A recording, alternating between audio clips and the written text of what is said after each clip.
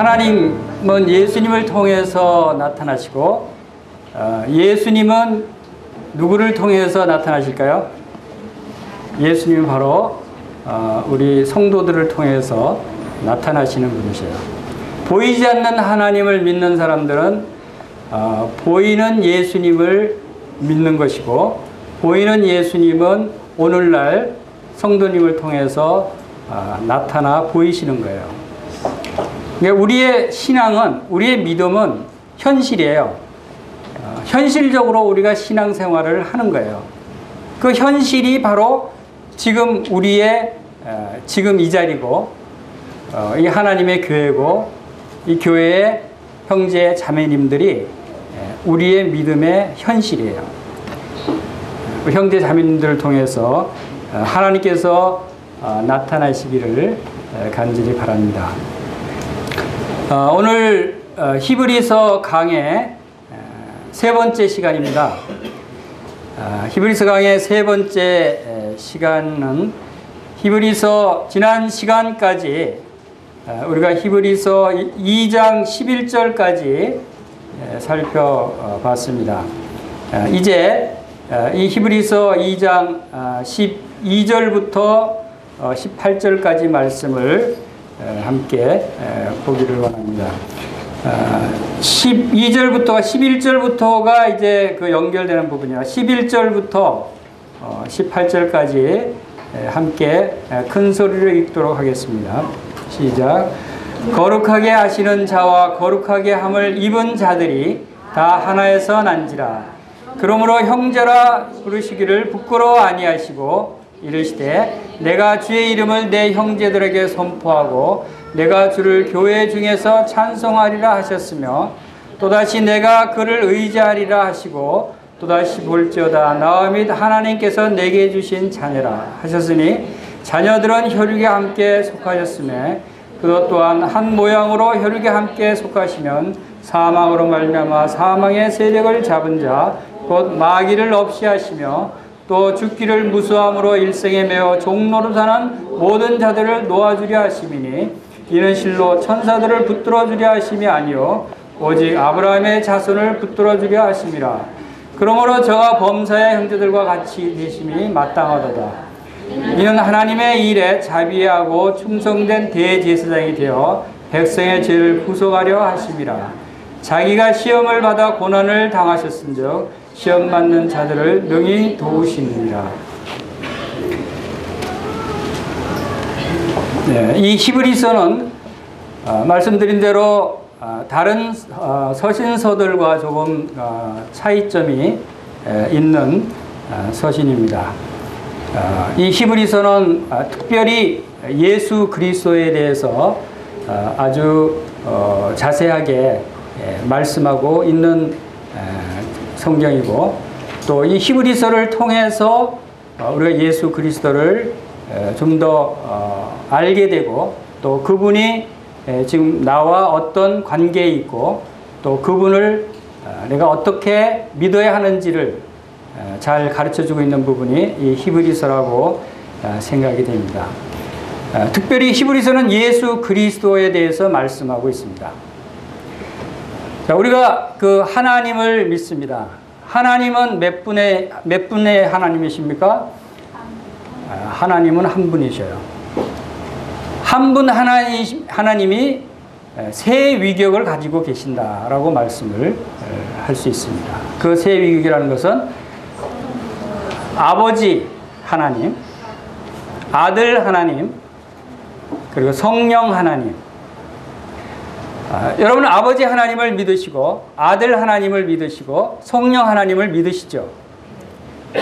세 분이 분명히 존재하고 계시고 세 분이 분명히 한 하나님이시다라는 사실도 여러분이 믿으셔야 하는 겁니다. 그리고 이 세 분 하나님이 지금 나에게 어떤 역할을 하고 계시고 이 세 분 하나님이 어떻게 다른 분이신가를 여러분이 분명히 구별하실 수 있어야 되는 것입니다.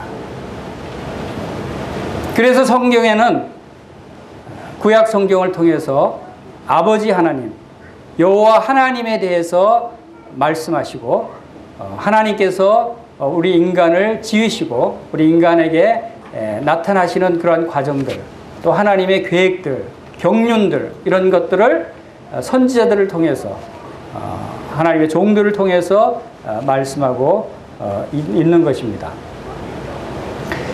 하나님은 지금 어디에 계십니까?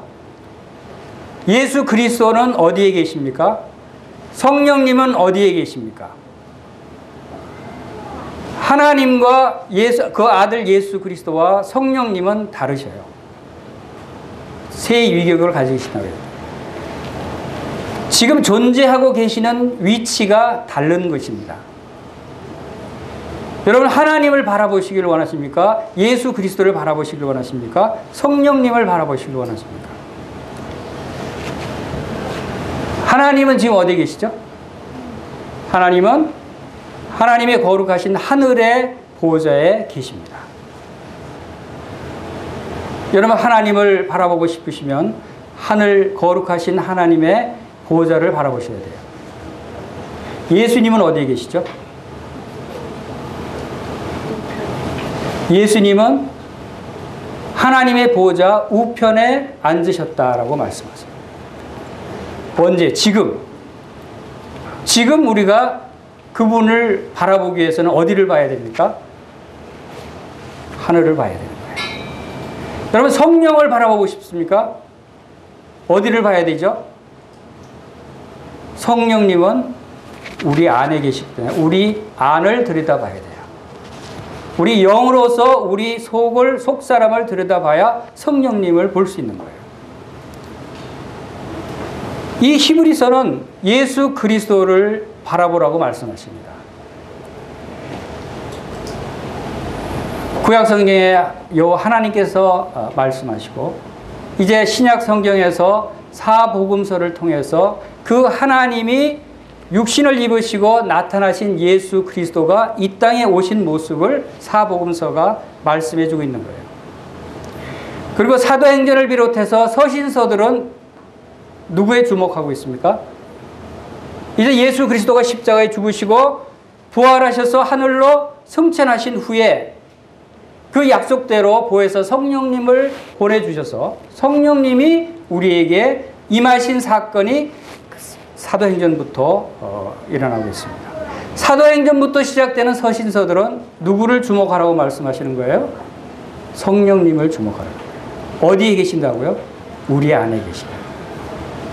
우리 안에 계시는 성령님을 주목하고, 그 성령님이 우리를 어떻게 변화시켰고, 우리가 성령님을 통해서 어떻게 변화된 자이고, 우리가 성령님의 어떻게 인도함을 받아야 되는지, 성령님을 통해서 하나님이 우리에게 주신 그 많은 은혜들을 깨닫게 하시는 것이 이 사도행전부터 시작해서 서신서들이 말씀하고 있는 거예요.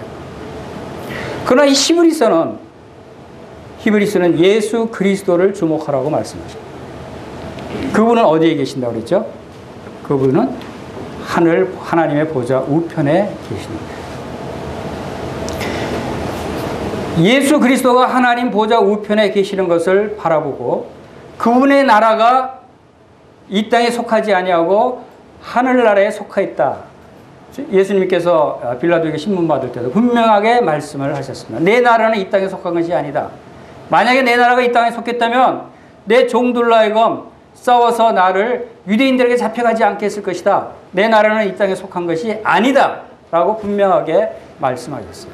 우리의 왕이신 그리스도께서 우리의 왕의 나라가 어디에 속해 있다고요? 하늘에 속해 있다고 말씀하셨어요. 그럼 우리는 어디를 주목해야 돼요?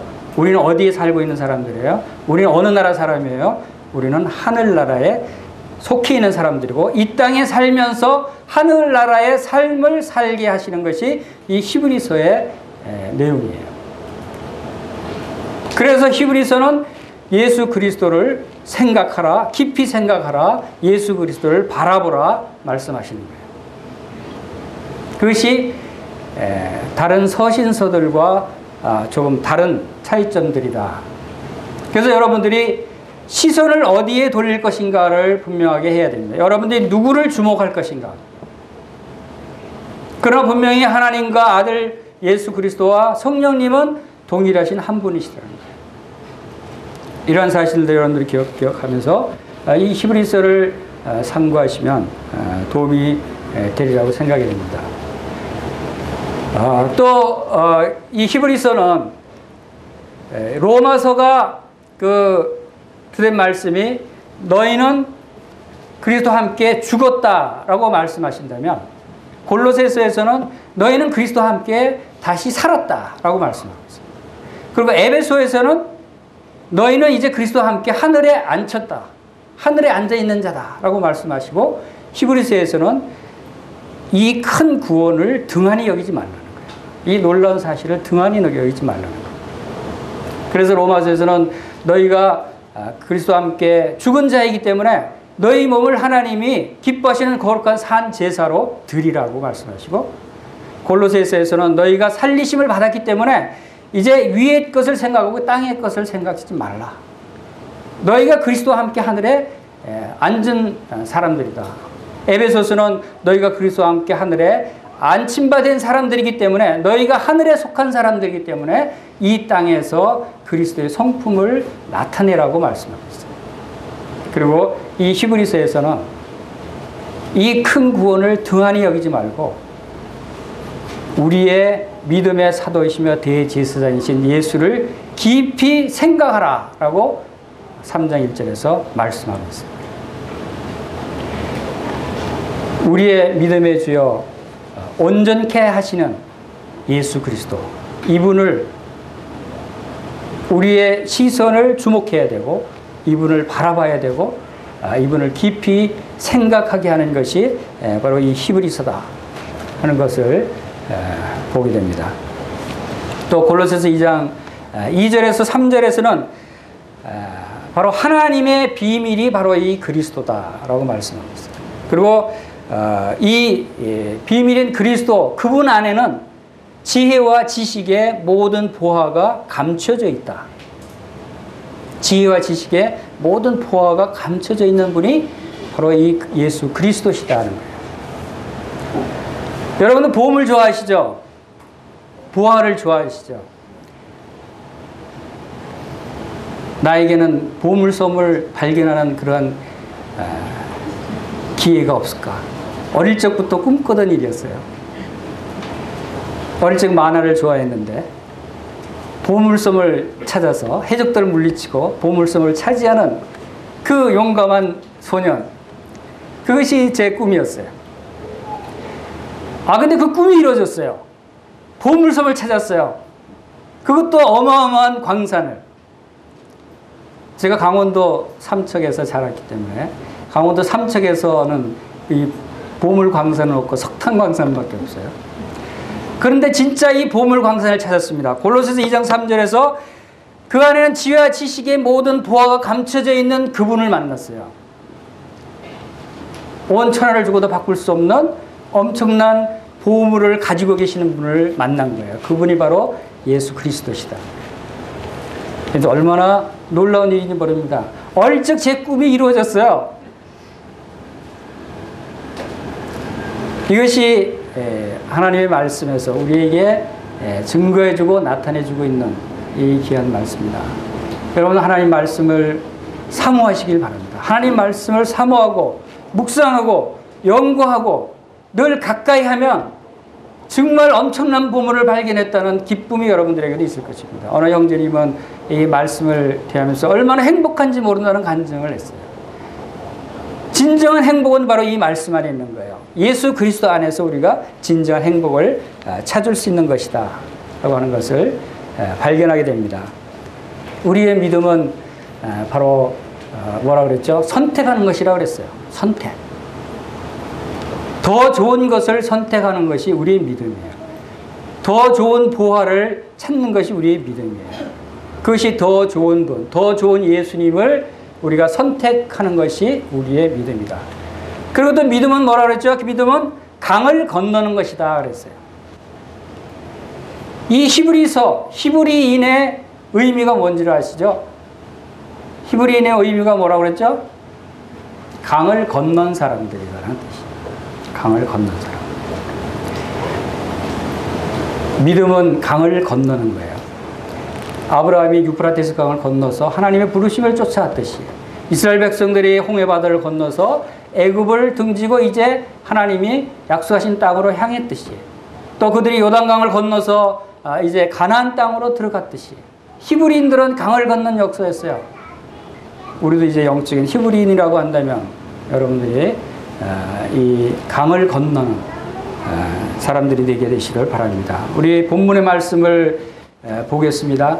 2장 11절에 거룩하게 하시는 자와 거룩하게 함을 입은 자들이 다 하나에서 난지라. 그러므로 형제라 부르기를 부끄러워 아니하시고. 자, 거룩하게 하시는 자가 누구라 그랬죠? 예수 그리스도. 그런데 거룩하게 하신 그분은 전지전능하신 창조주 하나님이셔요. 그런데 거룩하게 함을 입은 자들은 우리들이에요. 우리들은 얼마나 보잘것없고 연약한 피조물들인 거예요. 그런데 놀라운 것은 그분과 우리가 하나에서 났고 바로 그분이 예수 그리스도가 우리와 함께 하기를 부끄러워하지 않으신다는 거예요. 그 높으신 분이, 그 지극히 높으신 분이 낳고 천한 우리들과 함께 하기를 부끄러워하지 않는 거예요. 왜 그렇습니까? 그것은 우리를 이토록 사랑하시기 때문에. 그리스도는 우리를 사랑하십니다. 우리를 사랑하시는 그분께서 이제 어떤 일들을 이루시고 계시는가를 여러분들이 살펴볼 수 있는 거죠. 이 세 번째 그 강에는 히브리서 2장 후반에서는 제목을 인간으로 오신 그리스도라고 하는 제목을 우리가 붙일 수가 있어요. 1장 첫 번째에서는 바로 선지자보다 더 뛰어나신 그리스도에 대해서, 또 1장 후반과 2장 초반에서 천사들보다 더 뛰어나신 그리스도에 대해서 우리가 살펴볼 수 있었습니다. 이제 여기서는 인간으로 오신 예수 그리스도. 그런데 여러분이 이 말씀을 묵상하면서 인간으로 오신 예수 그리스도에서 생각할 때 그분이 왜 인간으로 오시는가를 생각하시길 바랍니다. 그 높으신 분이, 그 전지전능하신 분이, 이 모든 세계를 지으신 분이고 모든 만물을 이어받을 후사하신 그리스도, 하나님의 아들 그분이 왜 인간으로 오셔야 됐는가. 그것을 여러분들이 이 말씀을 통해서 깨닫게 되시길 바랍니다. 12절 보겠습니다. 이르시되 내가 주의 이름을 내 형제들에게 선포하고 내가 주를 교회 중에서 찬송하리라 하셨으며. 자, 이 말씀은 시편 22편 22절의 말씀을 그대로 인용하신 것입니다. 이 히브리서의 특징은 말씀드린 대로 이 구약의 말씀들을 인용해서 구약에서 나타나시는 하나님의 경륜과 예수 그리스도의 모습을 우리들에게 보여주고 있다라고 말씀드릴 수 있어요. 왜냐하면 구약을 통해서 하나님께서 모형과 그림자로 나타내 보이신 예수 그리스도, 그분이 실체로 오신 분이고 우리들에게 실체로 나타나신 분이시다. 그래서 구약에 내가 주의 이름을 내 형제들에게 선포하고 하신 말씀에서 인용하신 말씀이지만 그리스도께서 친히 말씀하시는 것처럼 말씀하고 있는 것이에요. 내가 누구죠? 그리스도입니다. 예수님이십니다. 예수님이 주의 이름을, 하나님의 이름을 형제들에게 선포했다.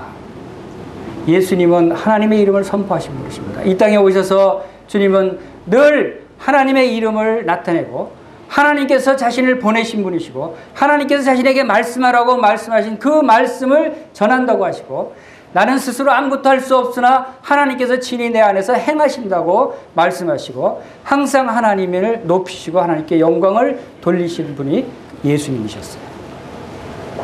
그리고 내가 주를 교회 중에서 찬송하리라. 누가 교회 중에서 찬송한다고요? 예수님이. 그리스도가 교회 중에서 찬송하리라. 여러분 얼마나 놀랍습니까? 여러분 교회 중에서 예수 그리스도가 찬송하신다는 거예요. 여러분 예수 그리스도가 찬송하는 거 보셨어요? 보셨잖아요. 아까 인사할 때 거룩하신 형제님 자매님을 보니 누구를 보는 것 같다고요? 예수님을 보는 것. 우리의 찬송 속에 예수님이 함께 하시는 거예요. 우리가 하나님께 찬송을 드리는 것은 예수님이 우리를 통해서 함께 하나님을 찬송한다는 거예요. 예수님이 우리와 함께 하나님을 찬양 드리는 거예요. 내가 주를 교회 중에서 찬송하리라. 이 교회의 머리가 되시는 이 그리스도께서 우리의 지체들과 함께 여호와 하나님을, 아버지 하나님을 찬송한다. 얼마나 놀라우십니까? 하나님은 늘 우리와 함께 하시고 예수 그리스도는 우리와 함께 하시기 위해서 이 땅에 오신 분이시다는 거예요. 우리와 함께 찬송하고 우리와 함께 고난을 받으시고 우리와 함께 기뻐하고 즐거워하시는 거예요. 우리가 그리스도와 함께 죽었고 그리스도와 함께 장사 지낸 바 되었다가 그리스도와 함께 부활해서 그리스도와 함께 하늘에 앉힌 바 되었을 뿐만 아니라 그리스도께서 지금 우리와 함께 거하시고 우리와 함께 교회 중에서 찬송하고 우리와 함께 즐거워하고 우리와 함께 기뻐하는 거예요. 우리는 그리스도와 함께 살아가고 있는 것이에요. 우리를 구원하신 것은 바로 우리와 함께 살기 위해서 우리를 구원하셨다고 하는 사실을 여러분들이 믿으시기를 바랍니다. 우리가 찬양을 드리는 것이 왜 중요한가 하는 그 이유가 여기에 있는 거예요. 왜 중요합니까? 우리 찬양을 통해서 그리스도께서 찬양을 하시기 때문에 우리가 찬송을 해야 하는 거예요. 우리가 찬송하지 않으면, 우리가 하나님의 이름을 높여드리지 않으면 그리스도께서도 하나님을 높여드릴 수가 없는 거예요. 이것이 우리의 찬양해야 될 가장 중요한 이유다 하는 것을 여기서 볼 수가 있는 거예요. 13절 보겠습니다. 또다시 내가 그를 의지하리라 하시고 또다시 볼지어다 나와 및 하나님께서 내게 주신 자녀라 하셨으니. 자, 이 말씀은 이사야서 8장 17절 18절 말씀을 인용하신 것입니다. 바로 그리스도께서는 하나님을 의지하십니다. 모든 것을 하나님이 말씀하시는 대로 하나님의 뜻대로 순종하시는 분이 그리스도이십니다. 그리스도는 하나님을 의지하시는 분이시고 또 다시 볼지어다 나와 및 하나님께서 내게 주신 자녀라 그랬어요. 그것은 우리가 바로 그리스도의 것이다. 우리는 그리스도에게 주어진 그러한 자들이라는 뜻이에요. 그래서 로마서 1장 6절에는 너희도 그들 중에 있어 예수 그리스도의 것으로 부르심을 입은 자들이다 라는 말씀을 하고 있습니다. 우리는 예수 그리스도의 것으로 부르심을 입었다. 우리의 소유자는 누구라고요? 예수 그리스도라는 거예요. 우리의 소유자가 누구인가가 대단히 중요합니다. 여러분은 누구의 소유입니까? 전에는 우리가 누구의 소유였습니까? 마귀의 소유였어요. 진노의 자녀들이었어요. 사탄의 아들들이었어요. 그런데 이제는 예수 그리스도를 통해서 이제 하나님의 자녀가 된 것이에요. 그리고 예수 그리스도께서 우리를 소유하셨다. 이 소유권을 가지고 계신다고 하는 것은 무엇을 의미합니까?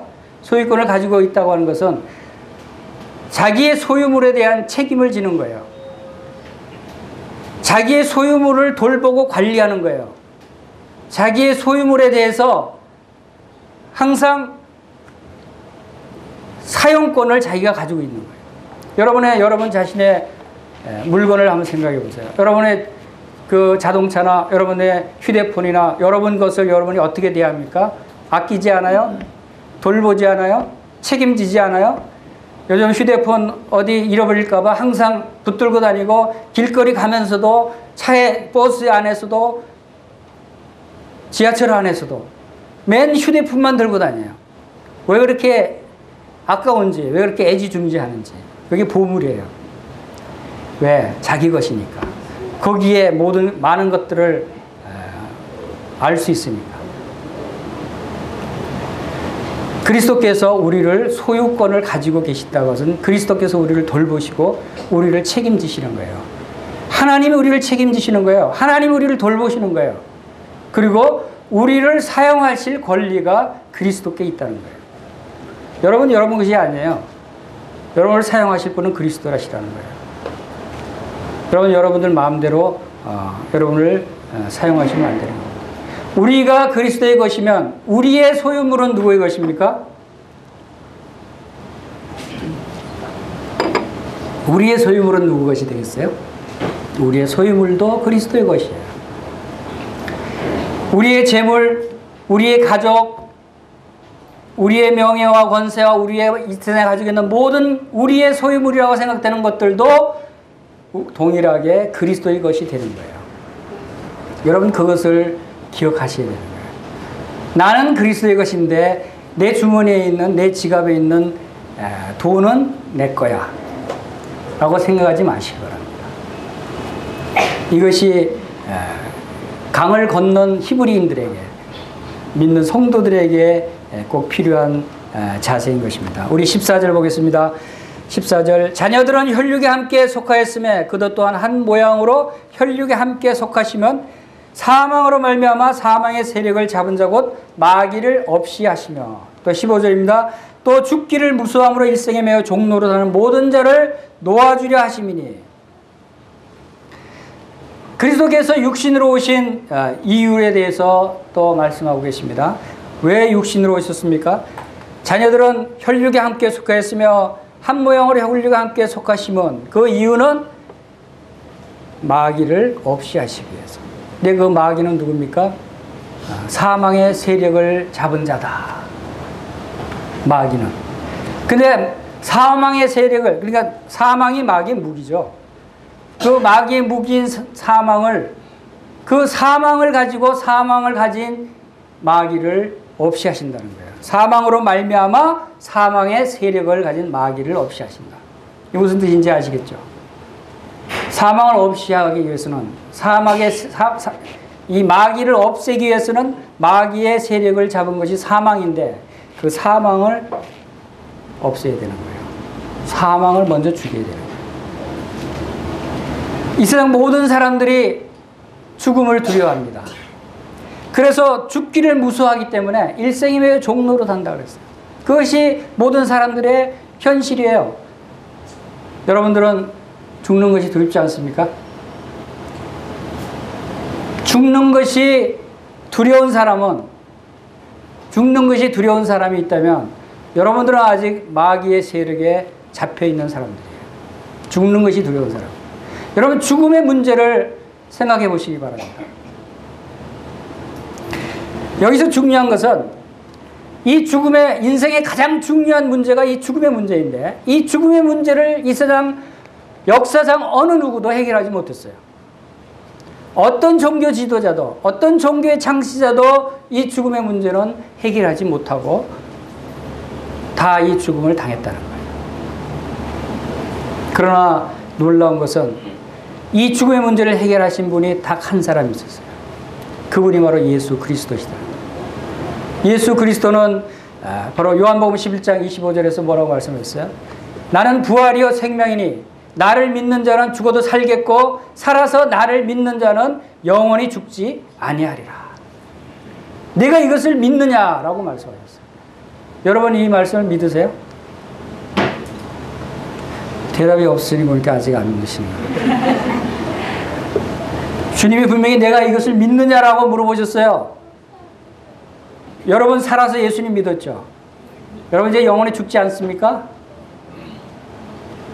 예수님을 믿는 사람은 나를 믿는 자는 영원히 죽지 않는다고 분명히 예수님이 말씀하셨어요. 그런데 그것을 믿지 못하고 죽음을 두려워하는 사람이 있다면 그것은 예수님을 올바로 믿는 사람이 아니다라는 거죠. 예수님은 분명히 나를 믿는 자는 영원히 죽지 않는다는 거예요. 여러분 혹시 여러분 가운데 이 죽음의 문제를 아직 해결하지 못하신 분이 계시면 예수님을 믿으시기 바랍니다. 예수님이 우리에게 이 죽음의 문제를 해결해 주시기 위해서 이 땅에 오셨어요. 이 땅에 오신 이유가 우리의 죽음의 문제를 해결하시려고 오셨다는 거예요. 우리의 죽음을 통해서 우리를 사로잡고 있는 마귀를 멸하기 위해서 오셨다는 거예요. 성경은 분명히 말씀하고 있습니다. 죽음은 뭐예요? 죽음이라는 게 뭡니까? 왜 사람들이 죽음을 두려워하죠? 죽음은 형벌이 있기 때문에 죽은 후에는. 죽음은 하나님으로부터 버림받는 것이 죽음이에요. 우리 육체가 땅에 묻히는 것이 단순한 죽음이 아니라는 거예요. 죽음은 하나님께로서 버림받는 것이고, 죽음 후에는 심판이 있는 것이고, 죽음 후에는 형벌이 있다고 사람들이 하나님의 말씀을 듣지 않아도 알고 있어요. 양심상으로.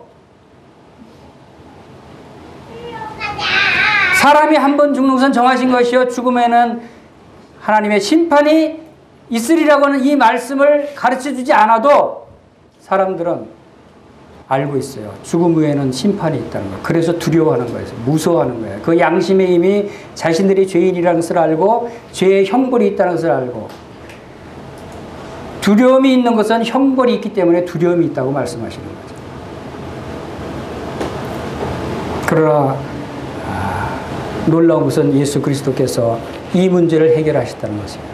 디모데후서 1장 10절에서는 이제 우리 구주 예수 그리스도께서 나타나셨으니 이는 이제 사망을 패하셨다라고 말씀하셨어요. 디모데후서 1장 10절에 사망을 패하셨다고 말씀하셨어요. 그리고 고린도후서 15장 54절로부터는 바로 이 썩을 것이 썩지 아니함을 입고 죽을 것이 죽지 아니함을 입을 때는 사망이 이김에 삼킨 바 되리라 그랬어요. 썩을 육체가 썩지 아니함을 입는다는 뜻입니다. 부활한다는 거예요. 죽을 것이 죽지 아니함을 입는다는 것은 다시 살아난다는 거예요. 그 일이 일어났을 때는 사망이 이김에 삼킨 바 되리라. 사망이 패한다는 것이죠. 그 일이 언제 일어났습니까? 예수 그리스도께서 죽은 지 사흘 만에 부활하심으로써 그 일이 드러난 거예요.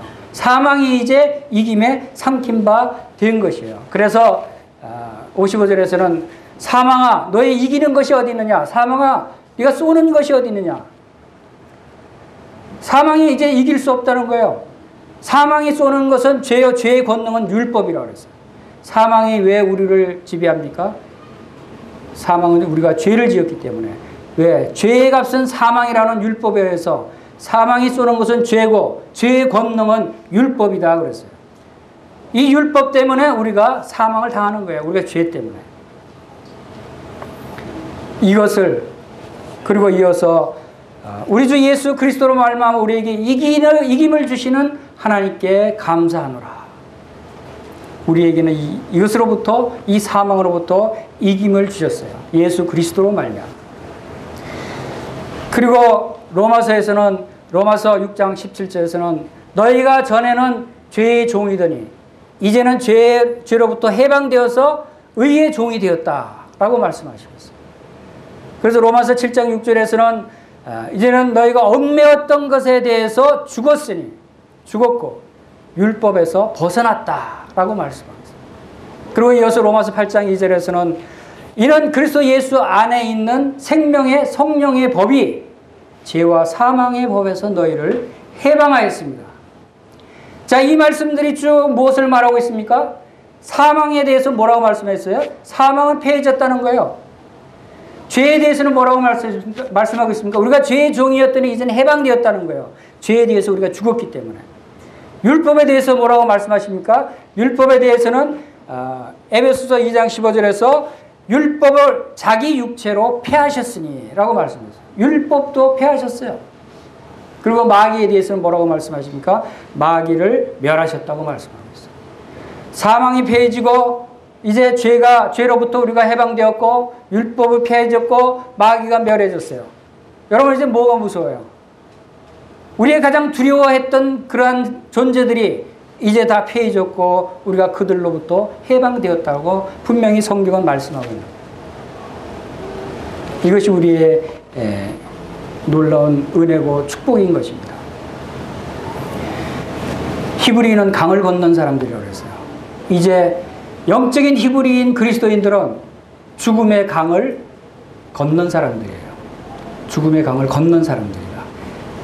사람들이 두려워하는 것은 죽음의 강에 휩쓸려서 죽음으로 떠내려 갈까 봐 무서워하는데 그리스도인들은 죽음의 강을 이미 건넌 사람들이다. 이미 영원히 죽지 않을 존재들이다 라고 하는 것을 기억하시기 바랍니다. 16절 보겠습니다. 16절 이는 실로 천사들을 붙들어 주려 하심이 아니요 오직 아브라함의 자손을 붙들어 주려 하심이라. 이것은 이제 죽음에 두려워하면서 해방시켜 주셔서 우리를 놓아주신 것은 천사들을 그렇게 하시기 위한 것이 아니라 이제 아브라함의 자손을 붙들어주게 됩니다. 여러분 아브라함의 자손입니까? 여기 보니까 히브리서가 또 아브라함의 자손을 위한 말씀이네. 나하고는 상관이 없네. 이렇게 생각하는 분들이 혹시 있을지 모르겠습니다. 진정한 아브라함의 자손이 누구인가를 여러분들이 아셔야 되는 겁니다.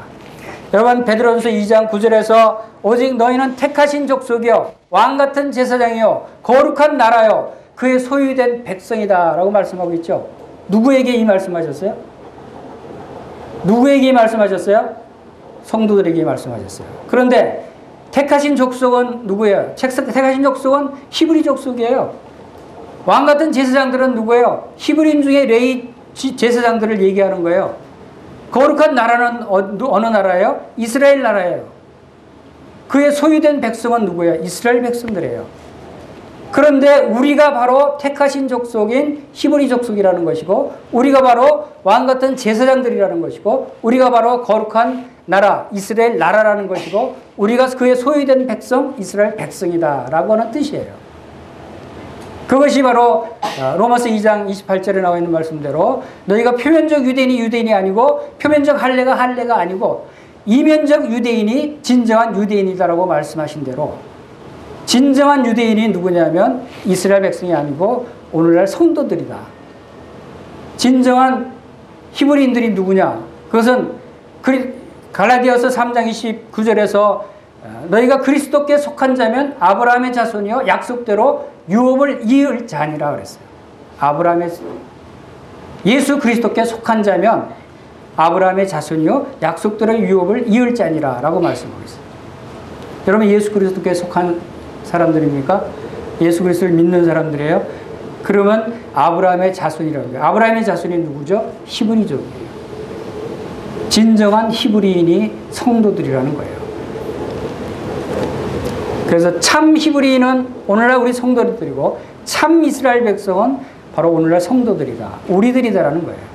이것이 그런 믿음을 가지고 이 말씀을 히브리서를 볼 때 이 히브리서 말씀이 우리들에게 하시는 말씀이라는 것을 우리가 인정할 수 있는 것이죠. 그리고 누구를 붙들어 주신다고요? 바로 아브라함의 자손을 붙들어 주기 위한 것이다. 이제 이 놀라운 일들을 행하신 그리스도께서 이 일을 행하시고 이 일을 이루신 것은 우리를 붙들어 주시기 위해서 이 일을 행하셨다라고 하는 것입니다. 다음에 17절 보겠습니다.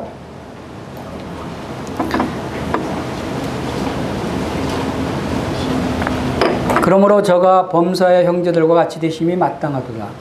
이는 하나님의 일에 자비하고 충성된 대제사장이 되어 백성의 죄를 구속하려 하심이라. 그러므로 그분이 인간으로 오셔서 낮은 몸으로 우리들과 같이 되신 것이 마땅하다. 꼭 그렇게 하셔야 되는 것이었어요. 그렇게 하지 않으면 우리를 도우실 수가 없어요. 우리를 구원하실 수가 없는 거예요. 그렇게 하셔야만 했던 거예요. 그래서 그 고통을 당하셔야만 했던 거예요.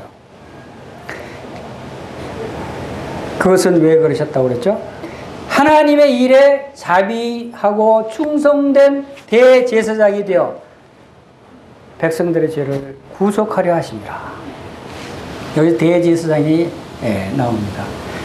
여러분 이제 앞으로 계속해서 이 대제사장의 역할에 대해서 히브리서는 계속해서 말씀하고 있습니다. 여러분 대제사장이 매우 중요하다고 하는 것을 여러분 기억하시기 바랍니다. 대제사장은 누굽니까? 대제사장은 이스라엘 백성들의 대표 역할을 하는 거예요. 대제사장은 사람이어야만 할 수 있어요. 사람이 아니면 할 수 없는 역할이에요. 그래서 예수님이 대제사장 역할을 하시기 위해서 인간으로 오셨다는 거예요. 왜냐하면 대제사장은 백성들 중에 대표였기 때문에.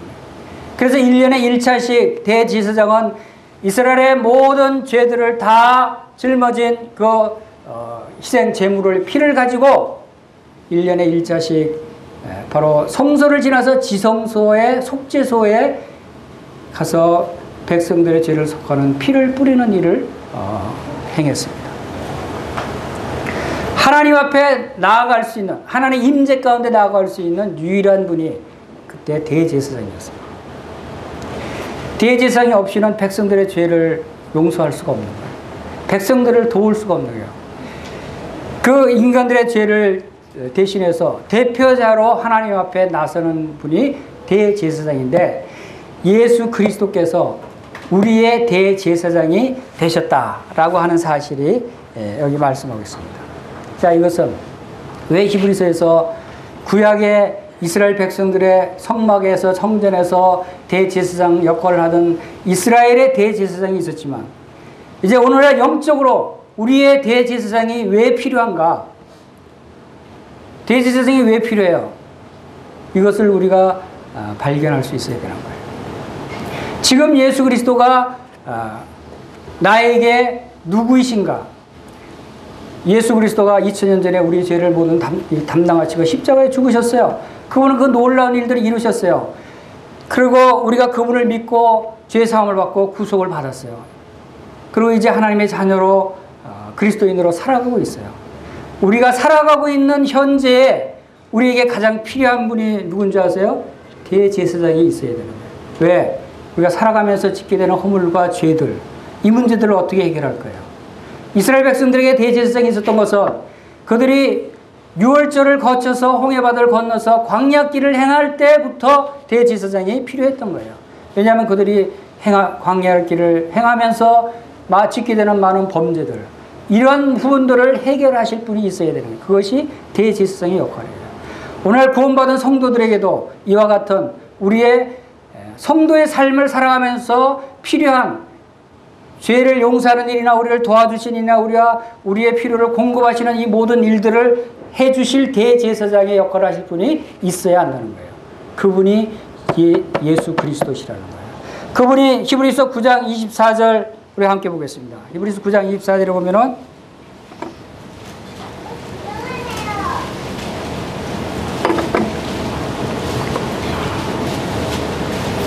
히브리서 9장 24절, 그리스도께서 참것의 그림자인 손으로 만든 성소에 들어가지 아니하시고 오직 참 하늘에 들어가사 이제 우리를 위해 하나님 앞에 나타나시고 그랬어요.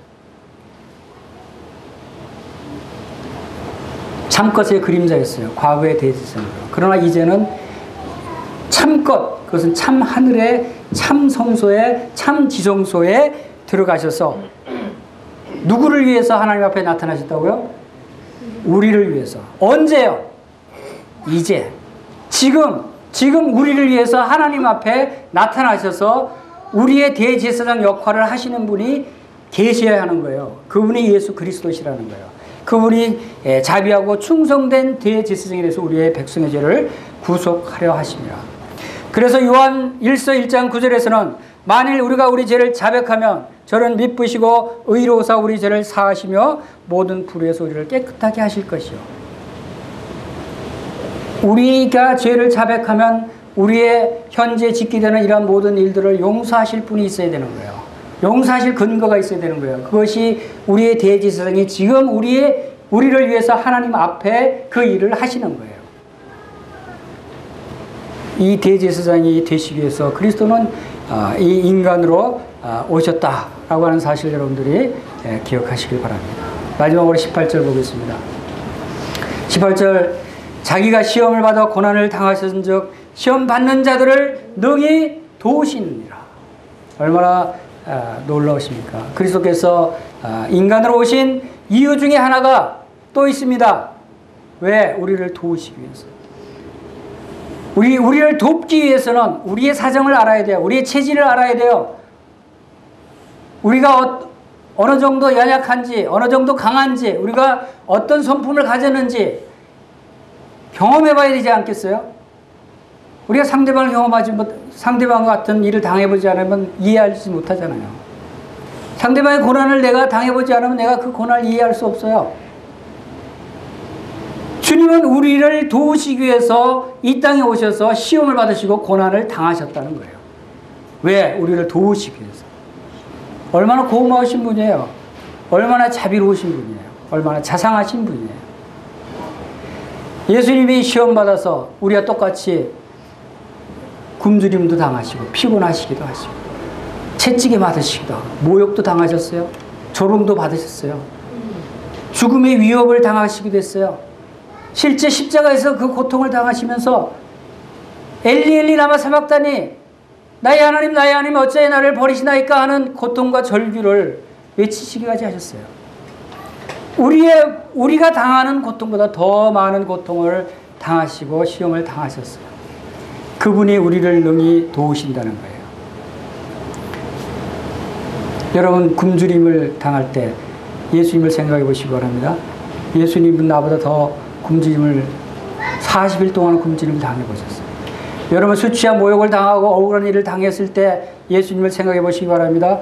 예수님은 우리보다 더 심한 모욕을 당하셨던 거예요.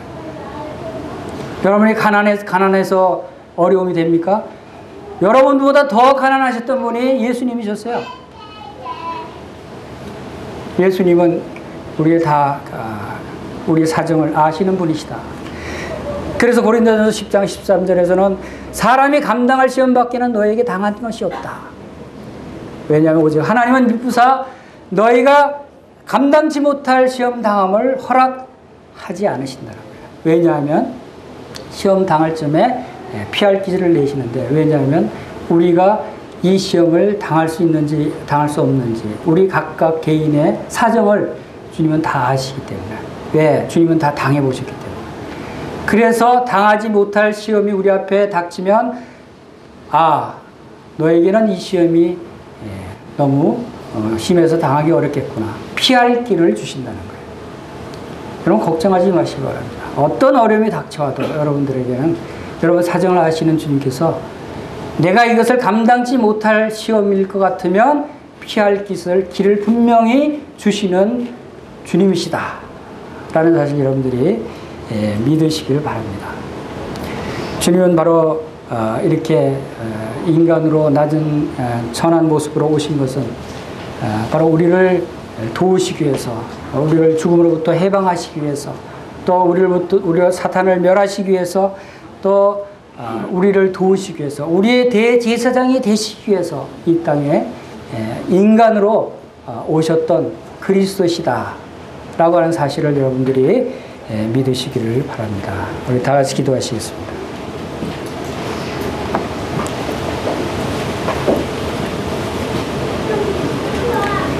아버지 하나님,